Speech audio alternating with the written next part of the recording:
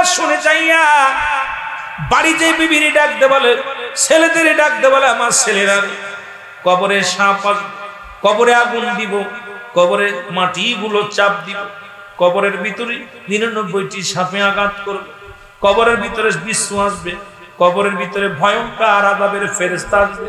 আমি যেদিন মারা যাব আমারে তোরা মাটি দিস না, কারণ মাটি দিলে তো ধরা পড়ে যাব। আমি মারা গেলে আমারে পুড়াইয়া বর্ষ করে দিবি, আর বর্ষ করে ছাইগুলো এক জায়গা ফেলবি না। আমার ছাইগুলো দুটি ভাগ করবি, একটা ভাগ ফেলবি সাগরের মধ্যে, যাতে করে আমার আল্লাহ খুঁজে না পায়। দ্বিতীয় ভাগ ফেলবি জঙ্গলের মধ্যে, পাহাড়ি জঙ্গলের মধ্যে ফেলে দিবি। যে কথা সেই কাজ। যখন তাকে সে মারা গেলে তার সন্তানেরা বাবার লাশটা ওসিয়াত মতো পোড়ানো শুরু করলো। পোড়ায়া ছাই বানাইয়া অর্ধেক ছাই সাগরে পানিতে ভাসায়া দিল, অর্ধেক ছাই জঙ্গলের মধ্যে দিয়ে দিল। আমার আল্লাহ ডাকতে বলে,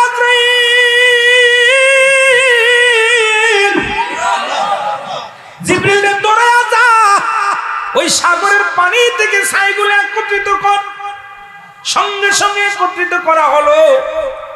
ওই জঙ্গলের মধ্যে যে ছাইগুলো সরানো হলো, এটাকে তুলে আন। ছাইগুলো একত্রিত করা হলো, করে বলে রুহটা দেয়া হলো। রুহটা দেওয়া পর এবার ওরে জিগা এই কাজটা কেন করতে বললো? ও তো একজন মুসলমানের গর্ভে আগমন করেছিল, মুসলমানদের আদর্শ পেয়েছিল, কেন সে তারে পোড়াইতে বলল? এবার উনি চিৎকার মেরে বলে, হে আল্লাহর ফেরেশতা, কবরের ভয়ে আমি আমাকে পোড়াইতে বলছি, ওই কবরের আযাব আমি সহ্য করতে পারবো না। উলামায়ে কেরাম কবর যখন করত, আমি ওই আযাবের ভয়ে আমার সন্তানদের বলেছি আমার জন্য পুরাইয়া ছাই বাস্য করে দেয়, আমি আর কিছুর জন্য নাই। আমার আল্লাহ ডাকতে বলে, ও ফেরেশতা, একটা মুহূর্তের জন্য আমার ভয় অন্তরে ঢুকছে রে, আমার ভয় অন্তরে ঢুকছে, আমি আল্লাহরে ক্ষমা করে দিলাম, দে তার নাজাত দিয়া আমার জান্নাতের মধ্যে জোরে বলেন মারহাবা। কবরের ভয়ের দরকার আছে? জোরে বলেন। কবরের ভয় যার ভিতর আছে সুদ খাইতে পারে না, কবরের ভয় যার ভিতর আছে সে নামাজ ছাড়তে পারে না, কবরের ভয় যার ভিতরে আছে সে ঘুষ খাইতে পারে না, কবরের ভয় যার ভিতরে আছে সে কোনোদিন দুনিয়ার মধ্যে ঠকবাজি করতে পারে না, কবরের ভয় যার ভিতরে আছে সে জিনা ব্যভিচার করতে পারে না, কবরের ভয় যার মধ্যে আছে সে কোনোদিন অন্যায় করতে পারে না, গাঁজা মদ ইয়াবা সেবন করতে পারে না, কবরের ভয় যার আছে সে বেগানা মহিলার সঙ্গে জিনা ব্যভিচার করতে পারে না। বাজানবে কবরের ভয় যার আছে স্বামীর হক নষ্ট করে অন্য পুরুষের কাছে জীবনকে বিলিয়ে দিতে পারে না। কবরের ভয় যার আছে, এই কবরের ভয় যার আছে দুনিয়ার অন্যায় সে করতে পারে না, কারণ এখনই চক্ষু বন্ধ হয়ে গেলে একমাত্র ঠিকানা হবে কবর। জোরে বলেন ঠিক কিনা? দুই নাম্বার বিপদ হলো মানুষের কিয়ামতের ময়দান। দাদু ভাইয়ের অনেক লম্বা আলোচনা রাখাবো না, সময় কাছে আসছে রে বাজান, আর দেরি করবো না। 2 না 3 নাম্বার বিপদ হলো কিয়ামতের ময়দান। মৃত্যুর পরের কঠিন হলো কবর, কবরের চাইতে কঠিন হলো কিয়ামতের ময়দান। যেদিন পিতা পুত্র চিনবে না, ভাই ভাইকে চিনবে না, আত্মীয় স্বজন চিনবে না, মুসলমান মুঠো হাত উপরে সূর্যোদয় হবে। মুসলমান বাজানেরা যেদিন মুঠো হাত উপরে সূর্যোদয় হবে, মানুষের মস্তিষ্ক গুলো গলে গলে জমিনের মধ্যে পড়বে, মানুষগুলো সাঁতার কাটবে, বাটির জমিনগুলো পুড়ে তামা হয়ে যাবে। আগেই বলেছিলাম কুল্লু মান আলাইহা ফান, আল্লাহ বলে বান্দারে পৃথিবীর সব কিছু শেষ হয়ে যাবে, এই জমিনটা পুড়ে তামা হয়ে যাবে, এই তামার জমিনের উপরে দিয়ে মানুষ দাঁড়াবে, আমার আল্লাহ হবে কাজী। সেদিন বিচারের কাঠগড়ায় দাঁড়াবি। মুসলমান শুনে নাও, সেদিন পুত্র চিনবে না, ভাই চিনবে না, ও বন্ধু শুনে নাও, একদিকে থাকবে জান্নাত আর একদিকে থাকবে জাহান্নাম। মানুষগুলো পানির জন্য তৃষ্ণায় কাতর হয়ে যাবে। আমার আল্লাহ পাক হায়ানি পাশের পানিগুলো হুকুম দিবে ফেরেশতারে, দরিয়া পিপাসার কাতর মিটা, হায়ানি পাশের পানি দেয়া হবে। মুসলমান মানুষ সাঁতার কাটবে, হাঁটু পানির মধ্যে দৌড়াদৌড়ি করবে, হাসরের ময়দান বড় কঠিন হবে। ও মুসলমান চিৎকার দিয়ে কাঁদবে, ইয়া সালিম ইয়া সালিম, আমাকে তুমি নিরাপত্তা দাও। ও মুসলমান হাসরের ময়দানে যেদিন বন্ধু সেদিন বড় কঠিন হবে রে। সেই কঠিন দিন কিন্তু কোন এই আমলবিহীন যদি আমি আপনি সেদিন হাসরের ময়দানে দাঁড়াই, আমার আল্লাহ কিন্তু আমার সাথে ভালো ব্যবহার করবে না। জোরে বলেন ঠিক কিনা? যত দুনিয়ার মধ্যে যত সম্পদ রেখে যাবেন, বাড়ি গাড়ি রেখে যাবেন, সন্তানেরা ভাগাভাগি নিয়ে হট্টগোল শুরু হয়ে যাবে। সোনালী ব্যাংকের ম্যানেজার ঢাকা শহরে মারা গেল, 15 তলা বাড়ি, বাবার লাশ 3 দিন পড়ে আছে নিচতলায়, 3 দিন পড়ে আছে। সন্তানেরা 3 ভাইয়ের মধ্যে ভাগাভাগি শুরু হয়ে গেল, বাবার সম্পদগুলো ভাগাভাগি নিয়ে পড়ে আছে, হাসপাতালে পড়ে আছে। বাবার লাশ কেউ আনতে যায় না, লাশটা বন্ধু বান্ধব নিয়ে আসলেন, বাড়িতে আনলেন, বাড়ির মধ্যে শুরু হয়ে গেল বাড়ি ভাগাভাগি, জমা জমি নিয়ে ভাগাভাগি শুরু হয়েছে। বাবার লাশটা কেউ গোসল করে না, বাবার লাশটা কেউ কাফনের চেষ্টা করে না। দরদি বন্ধুরা আমার শুনে নেন, পৃথিবীর মধ্যে আপনি এই সম্পদের পাহাড় গড়লেন, বাড়ি করছেন, গাড়ি করছেন, সবকিছু করলেন, এটা আপনার প্রতিবেশী আপনজন ভাগাভাগি করবেন। জীবনে যত পাপ কামাইলেন, সুদ খাইলেন, ঘুষ খাইলেন, অন্যায় করলারে মন, এই পাপের ভাগটা কিন্তু আপনার আপনজন নিবেন। আজকে কার জন্য আপনি করবেন, কার জন্য আপনি অন্যায় করবেন, কার জন্য আপনি মিথ্যা বলবেন? সরকার বেচারি হাজার হাজার টাকা বেতন দেয়, তারপরেও তোমার ঘুষ না খেলে চলে না। হাজার হাজার মন দুধ যেমন নষ্ট হয়ে যায়, এক ফোঁটা চেনা বলে যেমন নষ্ট হয়ে যায়। মুসলমান দুনিয়ার জিন্দগি, তুমি হালাল খাদ্য জোগাড় করেছো, এর মধ্যে 10টা টাকা 1টা টাকা যখন হারাম ঢুকে যাবে, তোমার দেহের মধ্যে ঢুকে যাবে, তোমার পুরোটা বডিটাই হারামের মধ্যে ঢুকে যাবে। আমার দাদু ভাইয়েরা, দুনিয়ার মধ্যে কত বাদশা ছিল, তারাও দুনিয়ার মধ্যে টিকে নাই। কত রাজা, কত বাদশা এসেছিল দুনিয়ার মধ্যে, 4 জন প্রতাপশালী বাদশা আল্লাহ দান করেছিল দুনিয়ার মধ্যে। তাম পৃথিবীর মধ্যে সম্রাট বানিয়ে দিয়েছিল। মুসলমানদের মধ্যে 2 জন, কাফেরদের মধ্যে 2 জন। মুসলমানদের মধ্যে 2 জনের নাম, একজনের নাম নবী সুলাইমান আলাইহিস সালাম, যাকে আল্লাহ একটা সিংহাসন দান করেছিল, এই সিংহাসনে চড়িয়া বাতাসের সঙ্গে সারা পৃথিবী ঘুরতেন। আর একজন মুসলমান, অমুসলমান বাদশা যুলকারনাইন, যাকে আল্লাহ অর্ধ পৃথিবীর খলিফা বানায়া দিয়েছিল। পৃথিবীর মধ্যে 48 হাত লম্বা মানুষটার বডিখানা বানায়া দিয়েছিল। 1600 বছর হায়াত আল্লাহ তারে দান করেছিল। জোরে বলা যাবে না আল্লাহ? 1600 বছর হায়াত আল্লাহ দুনিয়ার মধ্যে দান করেছিল। 48 হাত লম্বা ছিল। পৃথিবীর মধ্যে একটা মুজিজার ঘোড়া তারে দান করেছিল। এই ঘোড়াটার মধ্যে চড়িয়া যখন একটা ঘোড়াটা যখন একটা কদম ফেলতো, এক কদমে 12,000 মাইল অতিক্রম করতো। 12,000 মাইল বাংলাদেশটা হবে না। এত বড় পাওয়ারফুল বাদশা, এত বড় পাওয়ারফুল ক্ষমতাবান মানুষ আমার আল্লাহ তারে বিদায় করে দিছে। এখন মক্কা মদিনায় যারা গেছেন হাজী ভাইয়েরা, মদিনা শরীফ থেকে উত্তর দিকে একটা মহকামা আছে। মহকামাটার নাম হলো আলেকজান্দ্রিয়া সিটি শহর বলা হয়। এই শহরের মধ্যে বাদশা যুলকারনাইনকে শোয়ায় রাখা হয়েছে। কবরের পাশে বিশাল একখানা সাইনবোর্ড লাগানো আছে।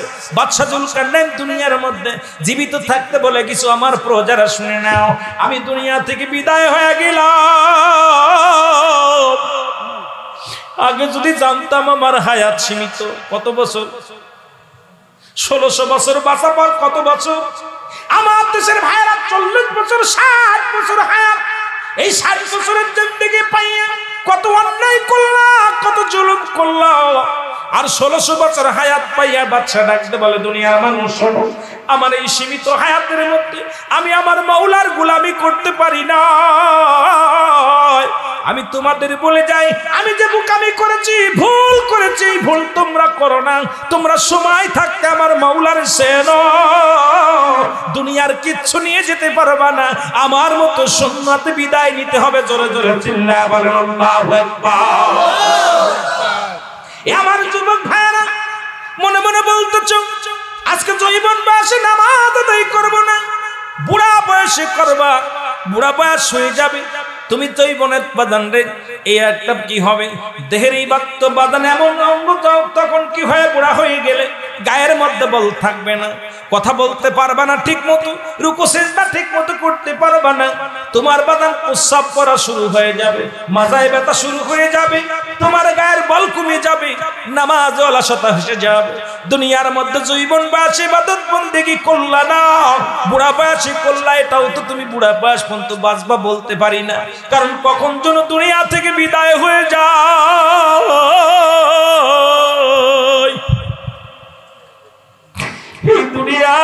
ছেড়ে চলে যাই রে যুবক ভাইরা, আমি আপনি বিদায় হয়ে যাব। এই যে চারজনের কথা বলতেছিলাম, কাফের বেঈমানদের মধ্যে দুজন, কারণ চারজনের কথা বলেছিলাম, দুজনের নাম বললাম, দুজন ছিল মুসলমান। কাফেরদের মধ্যে একজনের নাম হলো বাদশা। মুসলমান শুনে নাও, ফেরাউন, যাকে আল্লাহর দরবারে খোদাই দাবি করেছিল, নিজেই খোদা বলে দাবি করেছিল। নাম্বার 2 হলো বাজানরে বুকতা নসর। এই দুজন কাফের বেঈমানদের মধ্যে দুজন, মুসলমানদের মধ্যে দুজন। আল্লাহ তাদের প্রতাপশালী বাদশা বানাইলো, আল্লাহ তাদেরকে এই দুনিয়া থেকে বিদায় করে দিয়েছে। হয়তো 6 বছর, 10 বছর, 50 বছর, 80 বছর দুনিয়ার মধ্যে জিন্দেগিটা পাইয়া এই জিন্দেগিটা মিশে মিশে কাটায়া দিলেন মুসলমান। এই জন্য 1 নাম্বার বিপদ হলো মানুষের মরণ।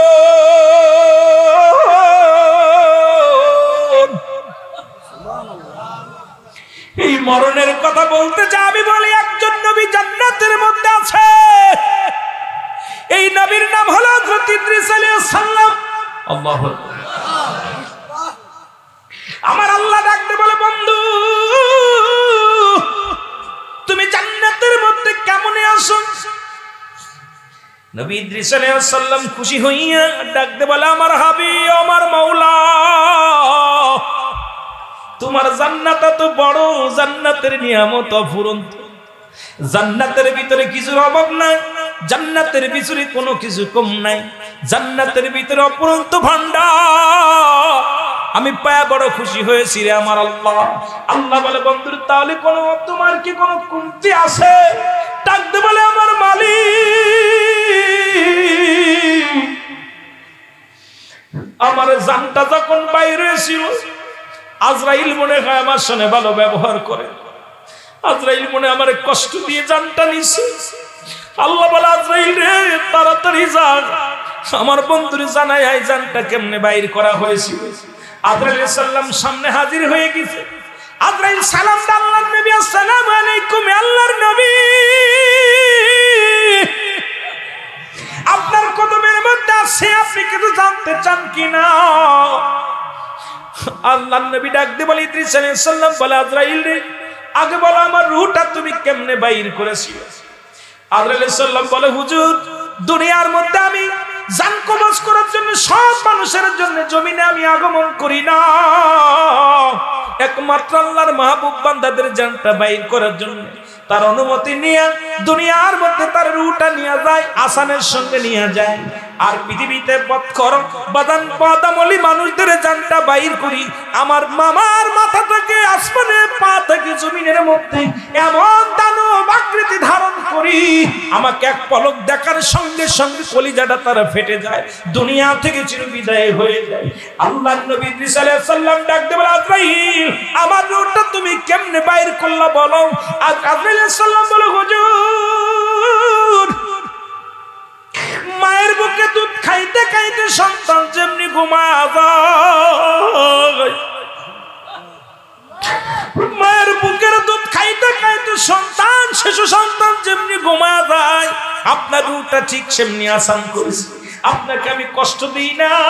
ইদ্রিস আলাইহিস সালাম, আজরাইল, এই যন্ত্রণা যদি এত কঠিন হয়, আমার সমস্ত অঙ্গ প্রত্যঙ্গ জ্বালা পোড়া করে রে, আমার গায়ের চামড়া গুলো বেদনা, আমার গায়ের গোশত গুলো বড় ব্যথা, গায়ের মধ্যে বড় ব্যথা। আজরাইল রে, এত আসানের মৃত্যু যদি এত কঠিন হয় রে, যাদের জান তুমি জোর করে চিনে না, যাদেরকে তুমি কষ্ট দিয়া মারো, যারা মরণের সময় পায়খানা প্রস্রাব করে দেয়, তাদের মরণটা কত কঠিন দাও রে আজরাইল।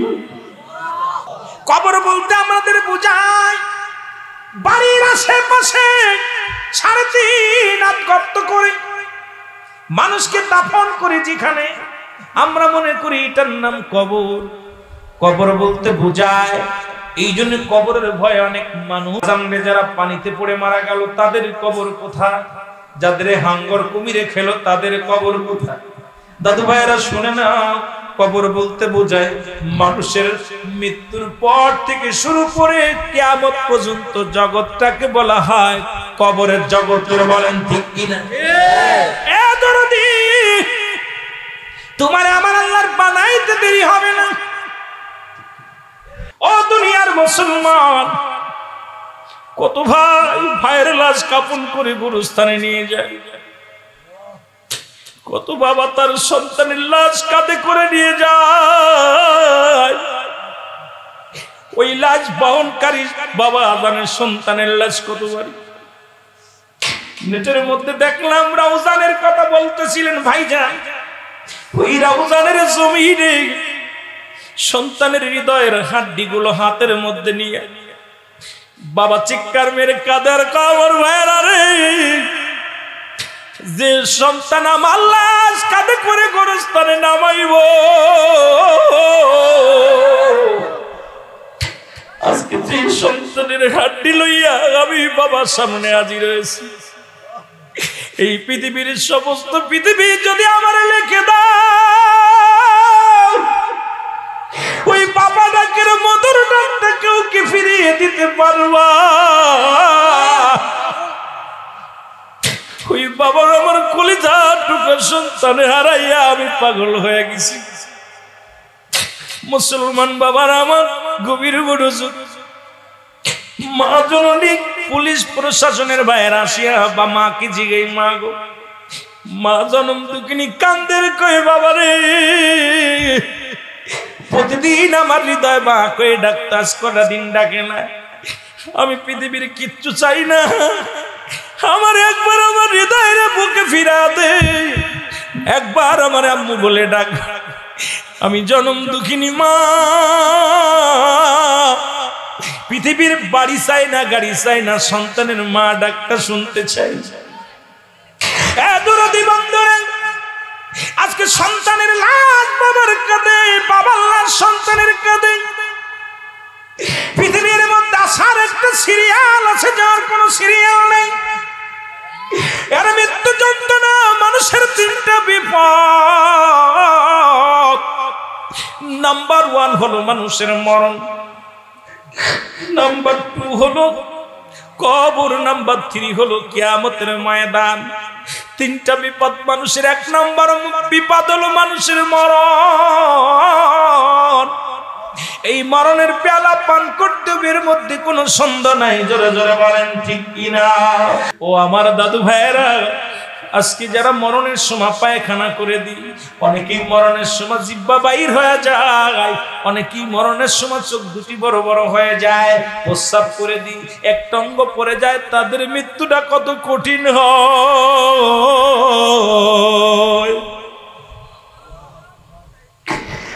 দুনিয়ার মুসলমান, সহজ মৃত্যু যদি এত কঠিন হয়, কঠিন মৃত্যুটা কত কঠিন হয়। জীবনে কত মানুষের লাশ গোসল করাইলাই, জীবনে কত মানুষের কবর শুয়াইলাই, জীবনে কত মানুষের লাশ দেখলাম জিহ্বা বাইর হয়ে গেছে। ও দাদু ভাইরা, চোখ দুটি বড় বড় হয়ে গেছে। এই পৃথিবীর মায়া ছেড়ে যেদিন চলে যাব, পৃথিবীর কেউ তোমার নয়, তোমার নয়। বিদায়ের জন্য প্রস্তুতি হয়ে যেতে হবে। আজকে যৌবনের তারুণ্য পাইয়া, টাকার বাহাদুরি পাইয়া, সুদ খাইলা, জিনা করলা, ব্যভিচার করলা, জুলুম করলা, মানুষকে ঠকাইলা, কোন দিন যেন ডাকিছি যাবে রে মুসলমান। এই চির বিদায় হয়ে যাব, চিরদিনের জন্য ঘুমায়া যাব। ছেলে ভুলে যাবে, মেয়ে ভুলে যাবে। দুনিয়ার মধ্যে সুদ খাবেন, এটার ভাগ পৃথিবীর মধ্যে আপনার মেয়ে নিবেন, নিবে না রে মুসলমান। ঘুষ খাবেন, এটার ভাগ মেয়ে, এই পাপের ভাগটা মেয়ে নিবে না। পাপের ভাগটা কোনো জিনা করলে যে পাপ হবে, এই পাপের বুঝে আপনার স্ত্রী ভাগ নিবে না। চুরি করে চুরি করবেন, এই পাপের ভাগ আপনার স্ত্রী পুত্র সন্তান নেবে না। তুমি বাদান হারাম খাবেন, এই হারামের ভাগ কোন আপনার ছেলে মেয়ে নিবে না। আপনি বাদান দুনিয়ার মধ্যে কত ঘুষ খান, সেই ঘুষের ভাগটা যত পাপ হলো এই পাপের ভাগটা সন্তানেরা নিবে না। কিন্তু সম্পদ করেছেন, এই সম্পদের ভাগ আপনার ছেলে নিবে, সম্পদের ভাগ আপনার মেয়ে নিবে। পৃথিবীর মধ্যে এত দাম, এত মান, এত সম্মান দিছে আমার মাজারে, তার নাম রহমাতুল লিল আরো জোরে বলেন রহমাতুল লিল আলামিন। ও মুসলমান শুনে নাও, আসমানের ফেরেশতারা পালন করে ঈদে মিলাদুন নবী, জিন জাতি পালন করে ঈদে মিলাদুন নবী, আমার আল্লাহ নিজে পালন করে ঈদে মিলাদুন নবী। এখন আমরা কেন ঈদে মিলাদুন নবী পালন করি নাই? কারণ আল্লাহ তো এই দুনিয়ার মধ্যে হাবিবরে পাঠায়া অত্যন্ত খুশি, কারণ আদর করে বান্দারে বানাইছে একমাত্র তারে পাওয়ার জন্য ঠিকানা। আল্লাহ তো নিজেই কালেমার মধ্যে বলে লা ইলাহা নাই কোন ইলাহা ইল্লাল্লাহু আল্লাহ ছাড়া। আল্লাহ কয় বান্দারে দুনিয়ার মধ্যে আমি ছাড়া কিছু নাই, সব কিছুর মালিক আল্লাহ আমি আল্লাহ। আমাকে পাওয়ার জন্য একটা মাধ্যম আছে, ঠিকানা আছে, সেই ঠিকানা হলো নবী মুহাম্মদুর রাসূলুল্লাহ সাল্লাল্লাহু আলাইহি ওয়াসাল্লাম। জোরে জোরে চিল্লায়া বলেন ঠিক কিনা? আজকে শুধু ঈদে মিলাদুন নবীর নয় রে, নবীর বিরুদ্ধে একদল স্লোগান দেয়।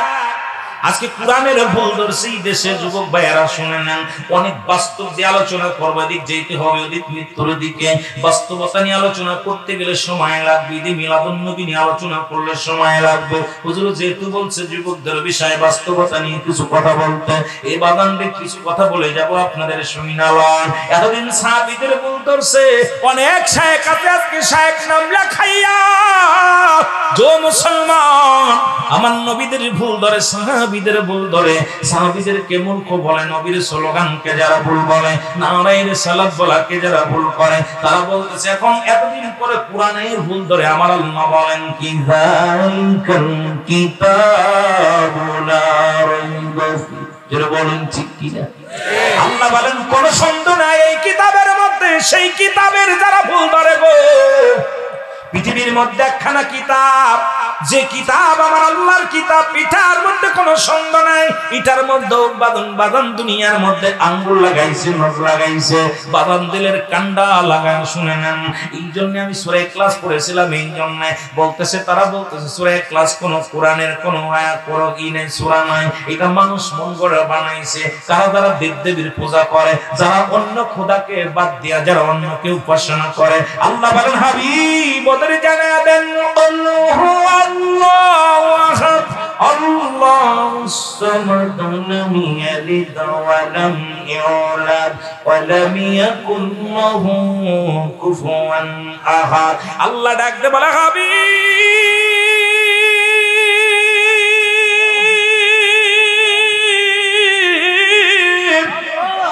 ওদের আপনি জানা দেন, কল আপনি বলে দেন আমি আল্লাহ, আমার কোন দ্বিতীয় নাই, আমার কোন দ্বিতীয় নাই, আমি আল্লাহ। এই ভালো করে জানাবেন পৃথিবীর মধ্যে আমি কারোর জন্ম দিই নাই, কারোর থেকে জন্ম নিই নাই, পৃথিবীর মধ্যে আমার সমকক্ষ পৃথিবীর মধ্যে আর কেউ নাই। এখন যারা দ্বিতীয় খোদা বানায়, তারা বলে কোরআনের মধ্যে বলা আছে রাসূল আকরাম সাল্লাল্লাহু আলাইহি ওয়াসাল্লাম ওফাতের আগে এই সূরাটা ছিল না। কোরআনের অধিকাংশ আয়াত জাল বলতেছে, কোরআনের অধিকাংশ আয়াতগুলো জাল।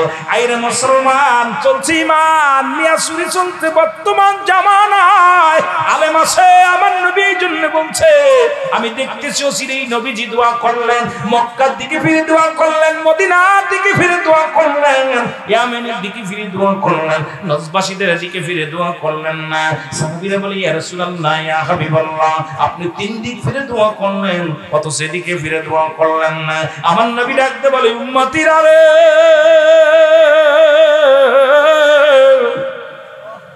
আমি দেখতেছি অচিরেই ওদের কম থেকে ওদের দল থেকে একটা জাতি বাইর হবে, তাদের মাথা দিয়া শয়তানের শিং বাইর হবে।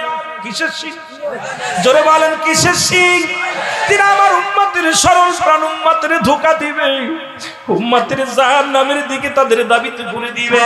আজকে আমাদের নতুন নতুন শায়েখ আসিয়া জিয়ারত করা না যাস, মেলাদ করা না যাস। এ মুসলমান শুনে নাও, এটা করা জিয়ারত করা বাবা মার জন্য খাওয়াইবে না যাস, শুধু না যাস আর কয় নবী মাটির মানুষ, নবী মাটির মানুষ, নবী আমগার মতন মানুষ। কত কিছু শুরু করছে বর্তমান নতুন ফতোয়া দিয়া দিয়ে। এখন কয় জাল হাদিস, জাল হাদিস, সব জাল হাদিস। এখন কোরআনের মধ্যে তারা বাদাম রে আঙ্গুল লাগায়া দিছে, কারণ মুসলমানদের ঈমান চুরি করার পায়ে তারা চলছে। যারা বলেন ঠিক কিনা? আল্লাহ কয়, আল্লাহ ডাক দে বলে হাবিব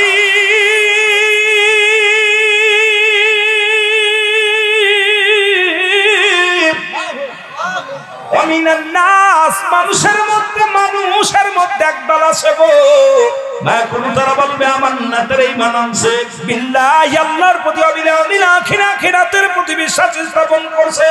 ওমা হুম বিমুমিনিন,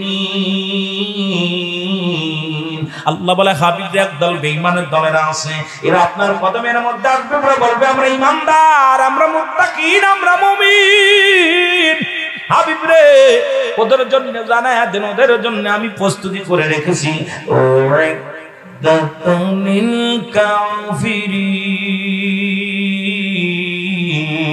ওই কাফের বেঈমান মুনাফিকদের জন্য প্রস্তুতি করে রাখছি সাতটা জাহান্নাম। জোরে বল আল্লাহু আকবার।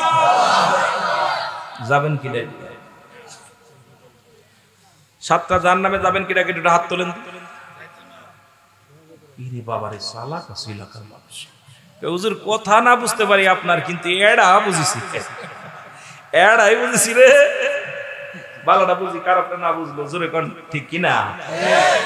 আপনাদের জন্য প্রস্তুতি রাখছে আল্লাহ। আল্লাহর কোরআন বলে বিসমিল্লাহির রাহমানির রাহিম, উইদ্দাতুল মুমিনিন।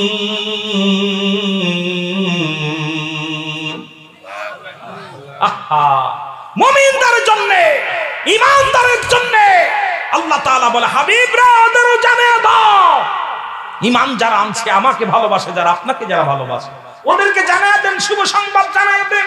আটটা জান্নাত প্রস্তুতি রাখছি। জোরে বলেন সুবহানাল্লাহ। কেডা কেডা যাবে?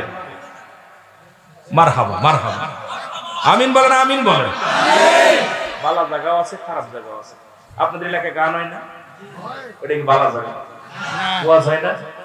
এটা কি ভালো জায়গা? কোনটা ভালো জায়গা? গানের জন্য নোয়াখালী গান হয় না, চাঁদপুরে নোয়াখালী এদিকে শিল্পীও বেশি। ঠিক ভালো ভালো বয়াত আছে, এই বয়াতগুলো গান গায়, আইরে মজর মজর গান গায়। এলাকার পাশে যে শেখ সাদি আব্দুল্লাহর বাবা আছে, উনি একটা গান গাইছে, চলছে ধর্মনিয়া বাড়া বাড়ি ঈমান আগুনের বাজারে, থাইকো হুঁশিয়ারে মুমিন, থাইকো হুঁশিয়ারে। ঠিক উম্মত হবে ৭৩ দল, ৭২ দল যাবে রসন্তল, বলছে নবীগণ মুমিন থাইকো হুঁশিয়ারে। জোরে বলেন ঠিক কি না? কথাটা খারাপ বলে নাই, গানটা সুরটা, আমি গান জায়েজ করতে আসিনি। আবার কইতেন হুজুর ওইটা গেলেন কেন? আমি জায়েজ করতে আসিনি, শুধু বলতেছি কথাটা ভালাই কইছি। এই টানাটানি শুরু করছে যেভাবে রে ভাই, এখন সাধারণ মানুষ করছে বিপদে। সাধারণ মানুষকে কোন দিকে যাবো, ডানি না বামে? কথা কোন দিকে যাবো? এই জন্য নবী বলছেন বালহুয়া কেলাব, এই দুনিয়াটা হলো পচা দুর্গন্ধ মরি, মানুষের চরিত্র হবে কুকুরের মতো। কিসের মতো? আমার মতো আলেম তারা টাকা পায়া কয় নবী মাটির মানুষ। একই টিভিতে আলোচনা করি, আমরা নূরের পক্ষে দলিল দিরা, মাটির পক্ষে দলিল দেয়।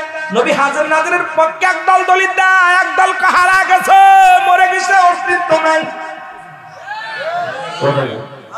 আমরা আলেম, ওরাও আলেম, ওরাও শেখ, নামের পিছে লাগাইয়া নবীর সম্মান, নবীর সম্মানের উপর আঘাত করে, ওলি আল্লাহদের সম্মানের উপর আঘাত আনে। তারা দেখেন, এ মুসলমান, যখনই আপনি মিডিয়ার দিকে তাকাইবেন, বড় বড় বিজ্ঞ আলেম যাদেরকে আল্লাহ মা লাগাইছে, মুক্তি লাগাইছে, শায়েখ লাগাইছে, কিন্তু দেখা যায় নামের এত টাইটেল লাগানোর পর আমার নবীর সম্মান, দাড়ির মধ্যে নবী, টুপির মধ্যে নবী, পাগড়ির মধ্যে নবী, কিন্তু অন্তরের মধ্যে নবী নাই। এই জন্য মানব জীবনের অমূল্য সম্পদের নাম হলো ঈমান। ঈমান মানব জীবনের অমূল্য সম্পদের নাম ঈমান। ব্যক্তির জীবনের অমূল্য সম্পদের নাম রূহ। রূহবিহীন যেমন বডির কোনো মূল্য নাই, এ মুসলমান হাত পা সব ঠিক আছে, রূহটা নাই। বডির দাম আছে, কথা কান আছে, বডির দাম নেই। বডি আছে, ইঞ্জিন নাই, ইঞ্জিনের কোনো দাম নাই। এ মুসলমান শুনে নাও, আমি আপনাদের বোঝানোর জন্য বলে যাই, মানব জীবনের অমূল্য সম্পদের নাম হলো ঈমান, আর ব্যক্তির জীবনের অমূল্য সম্পদের নাম রূহ। রূহবিহীন যেমন বডির কোনো মূল্য নাই, ঈমানবিহীন কোনো আমল নাই। এই জন্য পৃথিবীর মধ্যে যারা আমার নবীর সম্মান কাগাত করে, আমার ফতোয়ায় হলো এরা হলো আল্লাহ ওয়ালা কাফের। নবীকে বাদ দিয়ে যারা আল্লাহকে পাইতে চায়, আছেন একদম। বাবা ছাড়া সন্তান যদি পাওয়া যায়, এটা দেখি জায়েজ সন্তান পাই না যায়। আপনার এলাকায় কিতা করে যারা বলে ওরে বাবা আমাকে যদি কইতা বন্দি বালাই না খারাপ। নবীকে বাদ দিয়ে যারা আল্লাহকে পাইতে চায়, ঠিয়া কি রকম? নবীরে বাদ দিয়ে যারা আল্লাহকে পাইতে চায়, রে আল্লাহ আলা কাফের। কি কাফের? খালি তো কাফের শুনছি না, আল্লাহ আলা কাফের দেখা দিয়া যায়। দাড়ির মধ্যে নবী আছে, টুপির মধ্যে নবী আছে, পাগড়ির মধ্যে নবী আছে, মিসাকের মধ্যে নবী আছে, পাঞ্জাবির মধ্যে নবী আছে, শুধু অন্তরের মধ্যে নবী নাই। এই সমস্ত বেঈমান গুলো হলো আল্লাহ ওয়ালা কাফের। যে বলেন ঠিক কিনা? ও নবী গো আমরা গুনাহগার, বলেন আমরা গুনাহগার গো নবী, আমরা গুনাহগার এ নবী গো। ইরসালাত সালাম জানাই, সানাত সালাম জানাই আপনার পরে ও নবী গো। ও নবী ও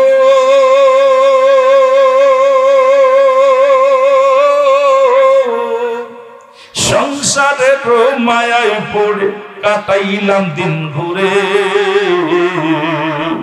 কোন দিন জন ডাক পড়িবে, কোন দিন জন ডাক পড়িবে, যাব মায়ার জগৎ ছেড়ে ও নবী গো আমরা গুনাহগার, বলো আমরা গুনাহগার গো নবী, আমরা গুনাহগার ও নবী গো। এ দুনিয়ার মুসলমান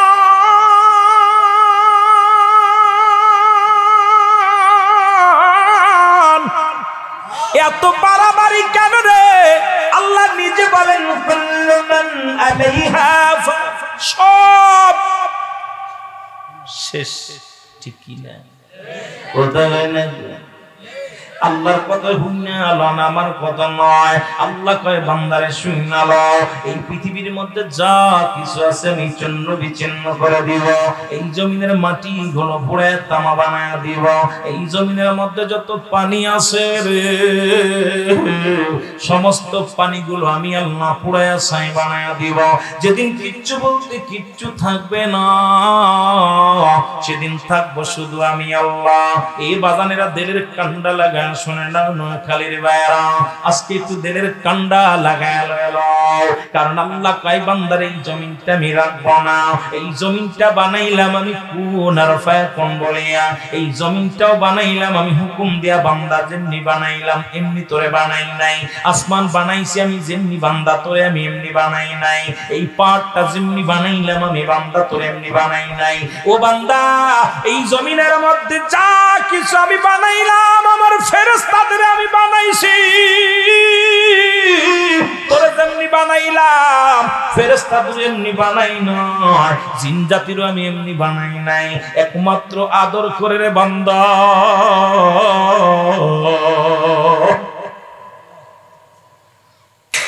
খবর আল্লাহ ডাক দিয়ে কয় বান্দারে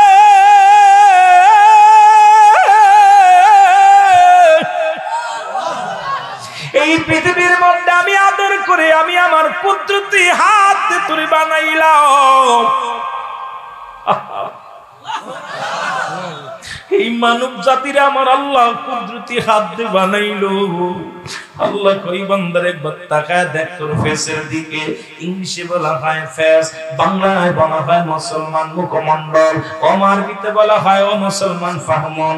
এত সুন্দর মুখমণ্ডল আল্লাহ তোরে বানাইলো। এই মুখের দিকে তাকায় দেখ চোখ দুটি কত সুন্দর, নাকটা কত সুন্দর, তোর মুখটা কত সুন্দর, কান দুটি কত সুন্দর, চোখ দুটি কত সুন্দর। 3.5 হাত কপাল দিছি বান্দা তার জমিনের মধ্যে সিজদা দেওয়ার জন্য রে। ও মুসলমান শুনে নাও, আজকে সেই কপালখানা মাওলার দরবারে সিজদা করলে না। আল্লাহ কয় বান্দারে আমি সব কিছু যেদিন চূর্ণ বিচূর্ণ করে দিব, এই জমিনের মধ্যে আমি কিছু রাখবো না।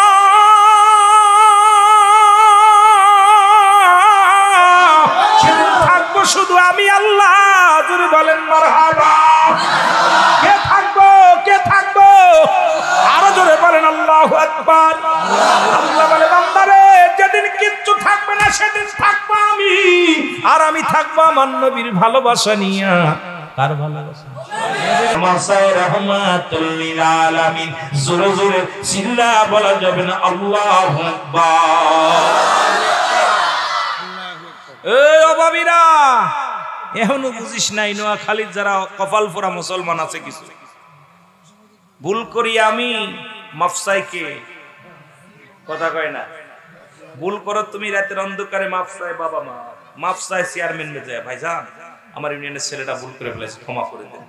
আহা, এত এমন কোন নবী ছিল না উম্মতের জন্য কাঁদছে, আর আমার নবী উম্মতের জন্য আল্লাহর দরবারে ইস্তেগফার করে। এই নবীর পক্ষে থাকার দরকার আছে।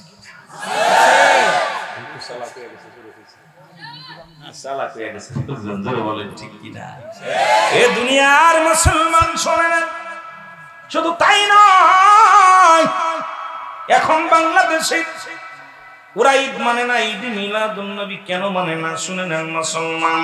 কারণ ঈদে মিলাদুন নবীতে জুলুস করলে টাকা খরচ করা লাগে, মাহফিল করলে টাকা খরচ করা লাগে, মানুষকে মেহমানদারি করলে টাকা পয়সা খরচ করা লাগে। ওরা দুইটা ঈদ মানে, একটা ঈদের নাম হলো ঈদুল ফিতর, এখানে পাওয়া যায় যাকাত ফিতরার টাকা। আর একটা ঈদের নাম হলো ঈদুল আযহা, এখানে পাওয়া যায় চামড়ার টাকা, বাদান গরুর চামড়া, মেষের চামড়া, ছাগলের চামড়া। এই দুইটা ঈদ ওদের কাছে যায়।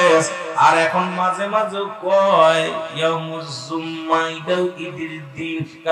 কিছু মিলাদে যদি নাও দাঁড়ায়, দুরূদ শরীফ নাও পড়ে, দাঁড় বইয়া বইয়া একটু দোয়া করে 50 টাকা 100 টাকা হাদিয়া পায়। দেখা যায় এই দিন যদি বলি না হাদিয়া দিবে না, হাদিয়া দিয়ে বন্ধ হয়ে যাবে। এ মুসলমান শুনে নাও, শুনে নাও, আগে আমার নবীর শান নবীর মান বাড়াও। জোরে জোরে বলেন ঠিক কিনা? কারণ একটা নাম হলো ঈমান,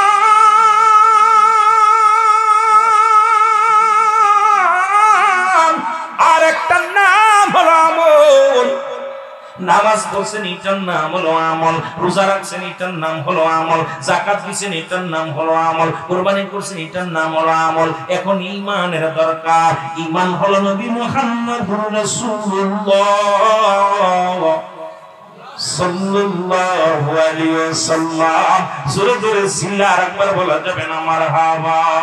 ও নবী গো আমরা গুনাহগারে বলো সালাতু সালাম জানাই, সালাতু সালাম জানাই আপনার উপরে। ও নবী গো আমরা, আরো জোরে বলেন আমরা গুনাহগার গো নবী আমরা গুনাহ। ও নবী গো এই সুবর্ণ চরবাসীর বেগন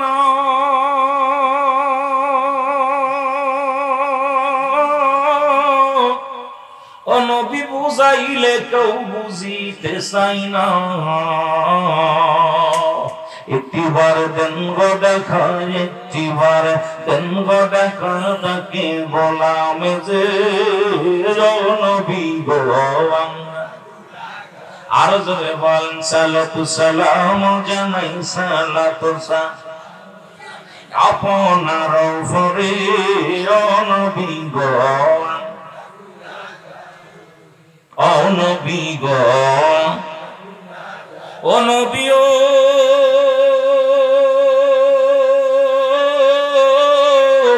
পড়ব যেদিন ধরায় আমি কঠিন বিপদে নবী গো ও নবী ও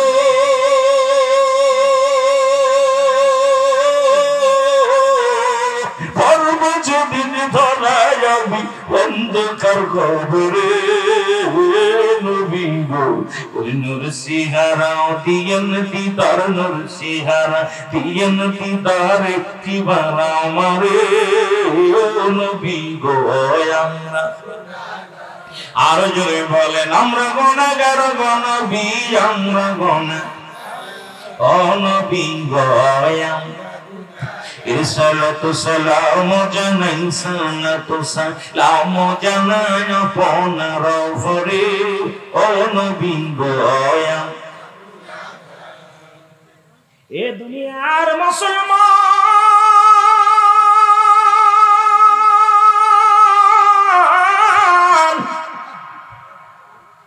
এই অভাবীরা হন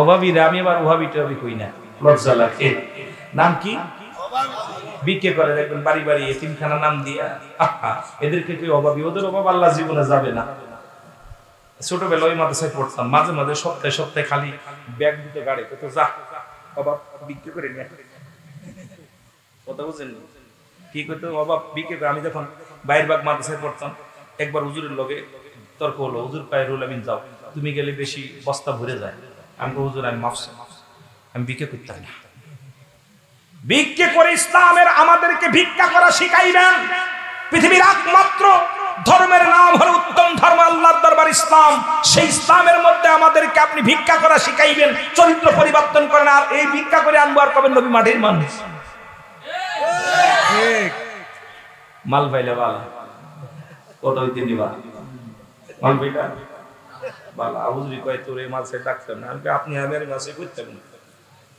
ওইতাম না আমি যাই হুজুর কয় থাক বাবা আমি কই না আমি আর যাইতাম না কারণ আপনি আমার নবীর দুশমনি করবেন কারণ আমার আল্লাহ নামাজ পড়ে না রোজা রাখে না হজ করে না যাকাত করে দেয় না আমার আল্লাহ একটা কাজ করে তার হাবিবের উপরে দুরূদ করে সুবহানাল্লাহ কথা কোন ঠিক মিথ্যা না আসা কথা কইছে হুজুর সাক্ষী আছে উলামা একরাম সাক্ষী আছে আল্লাহ কে ইন্নানি জিন্নাল্লাহ ইয়াসাল্লুনা আমি পরিচয় নবী আমার নবীর উপরে ইয়া আইয়ুহাল্লাযীনা আমানু এই ইমানদাররা যদি বলতো ইয়া আইয়ুহান নাস নাস বলে না নাস শব্দের অর্থ মানুষ এই মানুষের মধ্যে এক দল আছে আল্লাহ বলে ইয়া আইয়ুহাল্লাযীনা আমানু ইমানদার বিশ্বাসীরা সাল্লু আলাইহি ওয়া সাল্লিমু তাসলিমা দুরূদ ও সালাম পাঠ করো কার উপরে আমার হাবিবের উপরে সুবহানাল্লাহ আমি নিজে পড়ি 2 টাকায় একটা হলো তাসলিমান তাকিদ দিতে পড়ার জন্য কেমনে পড়বি তাজিমান সম্মানের সাথে সুবহানাল্লাহ বলেন তুমি মৌলবী খালি চোখটাটাও মোল্লা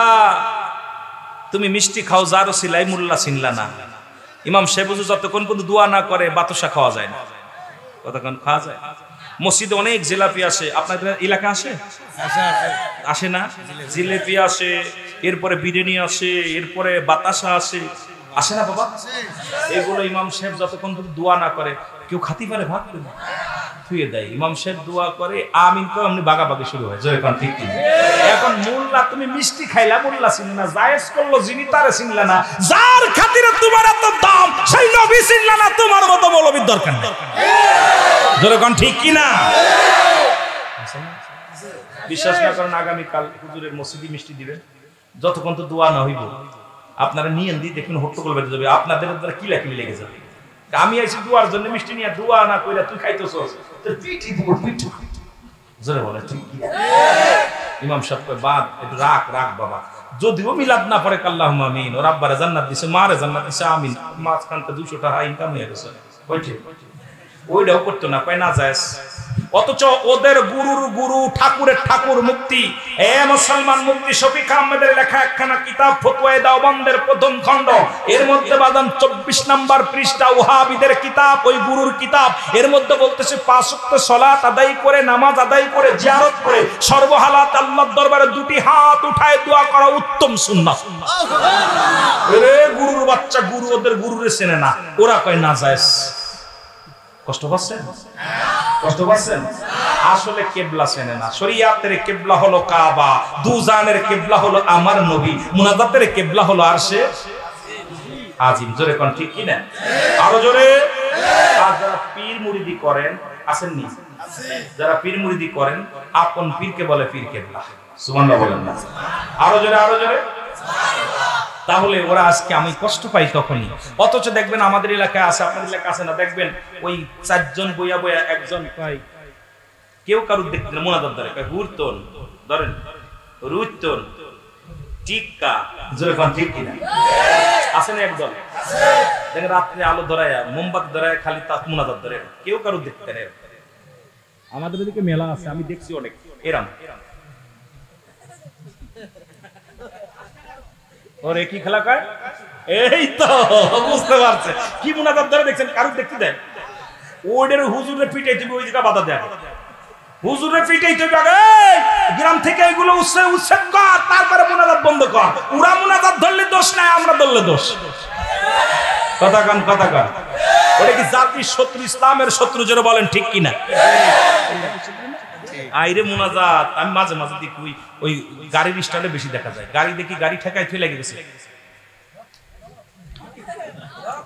আমি কি হচ্ছে কি রে, হচ্ছে কি রে, কি মুনাজাত, আখেরি মুনাজাত। শেষ ম্যাচ দেখে যাওয়ার ভাড়া নাই পকেটে, মুনাজাতের ছোটে পকেটে 12 টাকা নাই। এই জায়গা হুজুরের ফতোয়া চলবো না, কারণ বাসের বাড়ি খাইবে। যেরকম ঠিক কিনা? খালি আসে নিরীহ মানুষের কাছে কয় মুনাজাত করা না যায়, বেদাত, হারাম। যারা বলেন ঠিক কিনা? ওই গুরুর কিতাব ফতোয়ায়ে দেওবন্দের 2য় খণ্ড 33 নম্বর পৃষ্ঠা, মুফতি শফিক আহমেদের লেখা ফতোয়ায়ে দেওবন্দ হুজুরের কাছে থাকলে খোঁজ করবেন, না পাইলে আমার জিহ্বা কেটে নেবেন। এ মুসলমান শুনে নেন, এই কিতাবের মধ্যে লেখছে রাসূলের উপরে, নবীর আহলে বায়তের উপরে, আমার নবীর সম্মানে, নবীর ইজ্জতের উপরে, আমার নবীর উপরে দুরূদ ও সালাম পাঠ করা উত্তম ফরজ। একবার পড়া ফরজ, একাধিকবার পড়া সুন্নাত, যতবার পড়বে মুস্তাহাব আমল। জোরে বলেন না সুবহানাল্লাহ। ওর আব্বা কইলো কি, ও করে কি? কথা কয় না। ওর বাপে কইলো কি, করে কি? বাবা মায়ের অবাধ্য সন্তান, এটা কি হালাল জাদা না হারাম জাদা? সত্য না মিথ্যা? সত্য। বাপের অবাধ্য সন্তান হালাল জাদা। আর জোরে কর না কেন? এই তো বুঝতেছেন কথা। তাহলে ওইরকম ফুলাফানের দরকার নেই, ওইরকম হুজুরের দরকার নেই। ভাল লাগে না তুই চলে যা, তোর দরকার নাই, ইমামতি করার দরকার নাই। কিন্তু আমার নবীর উপর আঘাত, ইসলামের উপর আঘাত আনবে তোমাকে আমরা চাই। জোরে বলেন ঠিক কিনা? এর দুর্নীতির রাই বসে জাহির করে জ্ঞান, কলম দিয়া কামাই টাকা, আবার ধরে সাধুর ভান। ওরা শিক্ষিত শয়তান, ওরা শিক্ষিত শয়তান, ওরা ওরা হলো জাতির নাকি মহামারী মহাতন, ফাইলে কলম ঠাকাইয়া চালায় ওরা নির্যাতন। ঘুষের টাকায় ওদের ভুড়ি, ঘুষের টাকায় ওদের ভুড়ি, করে যে টান টান। ওরা শিক্ষিত শয়তান, ওরা শিক্ষিত শয়তান। আবার আমার ভুড়ির দিক তাকায় না, আমার তো আপনারা মুরগি খাওয়াই খাওয়াই পেটটা বড় করছেন। রোজ রাত শুধু ঘুষ খান নাকি? আপনার বুড়ি হয়েছে, দুপাতে বলে যাবো না। আবার স্কুল কলেজের দিকটাও হয় দেখো না চোখ মেলিয়া, ছেলেরা সব পয়সা দিয়া আছে শুধু প্রেম লইয়া। আরে প্রেম আর প্রীতি, আমি লেখাপড়া নাই, সারে পিটাইলেই দোষ। স্কুল কলেজের দিকটা ভাই দেখো না চোখ মেলিয়া, ছেলেরা সব পয়সা দিয়া আছে শুধু প্রেম লইয়া।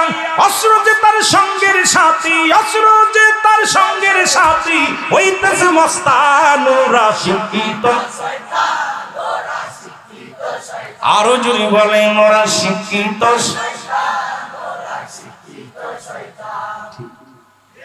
ঠিক ঠিক। কিসের মধ্যে একবার স্কুলের ভিতরে ঢুকছেন, দেখেন আর যোগ বি, বি যোগ সি, এর মধ্যে পাইলো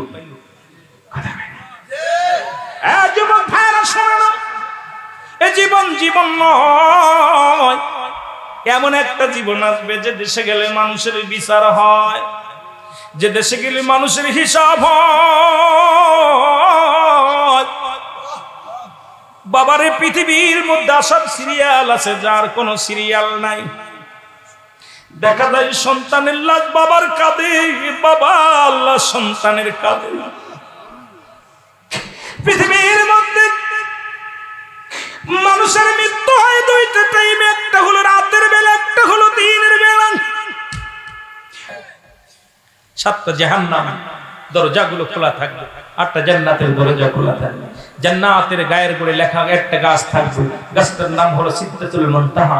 বড়ই গাছ। এই সিদরাতুল মুনতাহাটা আছে আপনার জান্নাতুল মাওয়ার উত্তর বা আপনার পূর্ব পাশে, ডান পাশে অবস্থান করতেছে জান্নাতুল মাওয়া।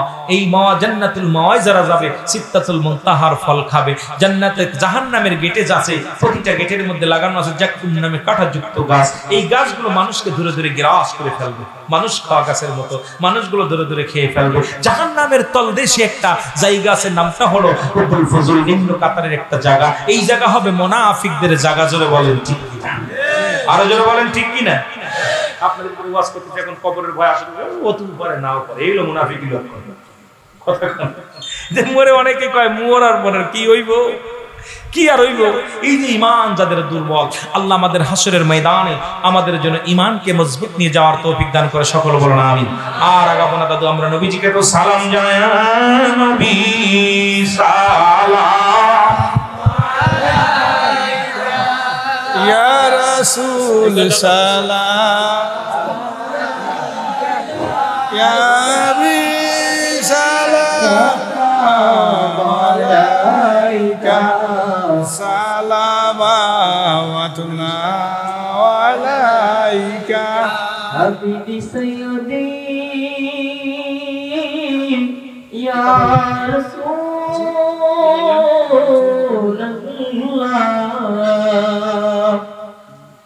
ওয়া সাল্লামু আলাইকা ইয়া হাবিবাল্লাহ।